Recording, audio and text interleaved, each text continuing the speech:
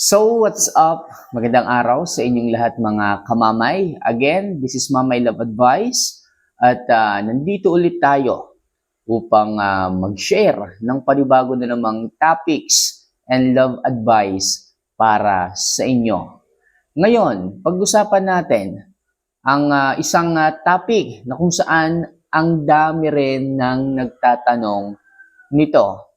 Kung kaya't ginawan ko na ng video para sa ganon, maliwanagan kayo at maintindihan po ninyo ang mga dapat nyong gawin kung papaano na kung ang lalaki naman ang biglang gumawa ng no contact rule sa inyo. Yung tipong gigising ka na lang na wala siyang paramdam. Magigising ka na lang na nagbago na ang lahat. At syempre, mararamdaman mo na lang na ang dating pakikitungo niya sa iyo ay higit na malayo na kesa sa dati. Alam nyo, madalas nating pinag-uusapan dito kung paano natin gagawin ang no contact rule para ma-realize ng mga lalaki ang value natin. Pero paano kung baliktad? Paano kung ang lalaki naman ang biglang nanahimik, hindi nagparamdam, at parang siya na ang gumagawa ng no contact rule sa iyo? Masakit, nakakalito, at nakakapraning, di ba? Kaya sa video na ito, ituturo ko sa inyo ang dapat nyong gawin para hindi kayo mawalan ng dignidad at lalong habulin ng partner nyo. So, number 1, stop the chase. Una sa lahat, mga kamamay, huwag kang maghahabol. Kapag ang isang lalaki ay nag-decide na manahimik, ang inaasahan niya ay magpanik ka. Inaasahan niya na tatarantahin mo siya ng text at tawag. Kapag ginawa mo yon, binibigyan mo siya ng kumpirmasyon na hawak ka niya sa lieg. Mas lalo siyang lalayo dahil alam niyang nandiyan ka lang. Ano ang sikreto? Ibigay mo sa kanya ang katahimikan na hinihingi niya.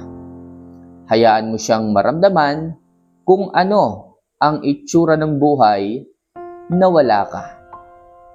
Huwag na huwag niyo pong hahabulin ang isang lalaki para lang bumalik siya sa inyo at itrato ka ulit ng maayos.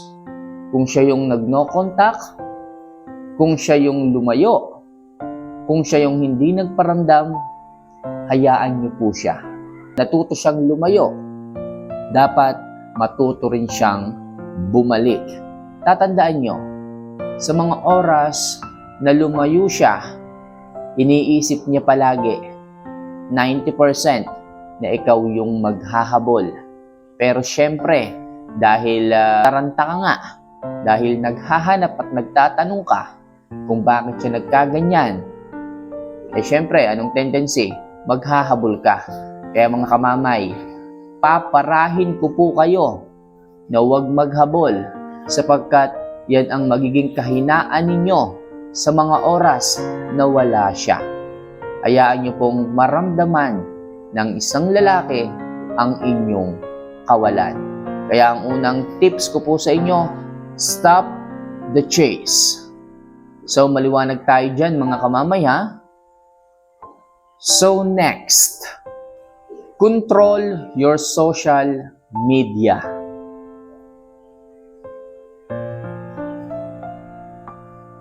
Pangalawa, kontrolin niyo muna ang inyong social media activity. Iwasan ang pag-post ng mga malulungkot na quotes o yung mga parinig na obvious na para sa kanya. Huwag mo ring i-stalk ang bawat moves niya. Ang goal natin dito ay ipakita na ang mundo mo ay hindi huminto dahil lang sa hindi siya nagpaparamdam. Post about your work, your friends, or yung pagkakape mo. Be mysterious. Hayaan mo siyang mag-isip kung bakit parang okay ka lang. Wag na wag muna kayong magpo-post ng mga updates, ng mga ginagawa po ninyo sa araw-araw sa inyong mga social media accounts. So magiging tip, clue, or hint nila ito para magkaroon ng update sa inyo. At pag nagkakaroon po ng update sa inyo ang isang lalaki, araw-araw o madalas, doon nababawasan ang paghahanap nila sa inyo. Kung kaya't mas matitiis nila kayo, mas kakayanin nilang wala kayo. Ngunit kung ang isang lalaki ay walang balita, walang update, walang nakikita tungkol sa iyo, mas tataas at mas hindi niya kakayanin ang kanyang paglayo. At imbes na lumayo siya ng lumayo, sa paglipas ng araw, siya ang mas mahihirapan at hindi niya mapapansin. Isang umaga, isang araw, makikita niya na lang ang sarili niyang nagme-message sa iyo, nagchat-chat, at nag-aaligagang bumalik sa iyo. So next, the ultimate glow. Pangatlo, gamitin mo ang oras na ito para sa sarili mo. Ito ang tinatawag nating high value mindset. Imbes na umiyak sa kwarto, mag-focus ka sa glow up mo. Physically, mentally, at emotionally. Mag-aral ka ng bagong skills o mag-focus sa karir mo.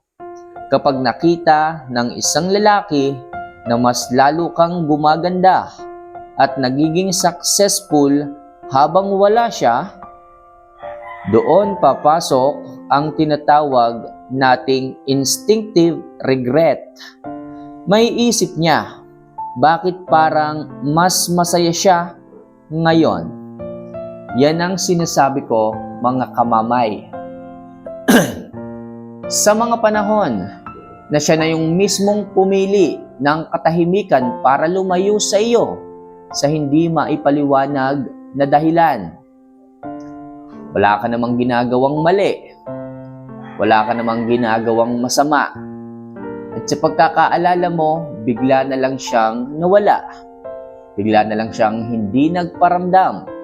At bigla na lang siyang lumayo. Sa ganyang paraan, sa ganyang hindi mo maisip na dahilan, ano ang dapat mong gawin? Ito na yung magandang pagkakataon, mga kamamay, para unahin, ibalik ang inyong alindog sa inyong sarili.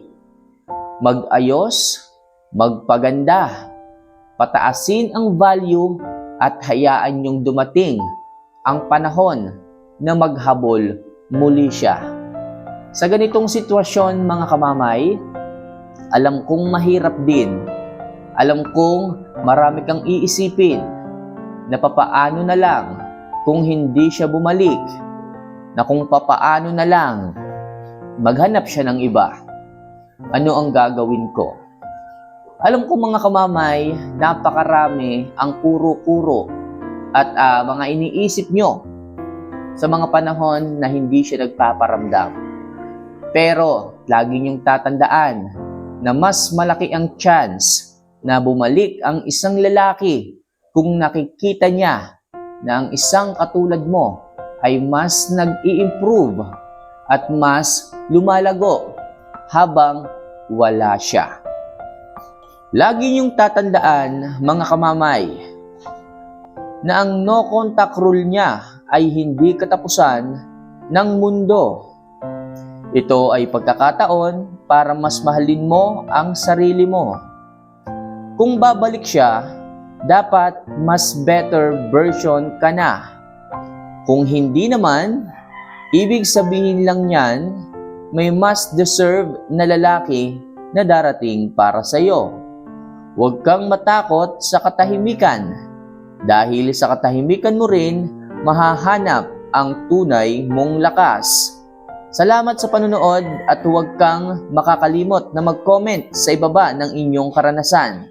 So paano mga kamamay?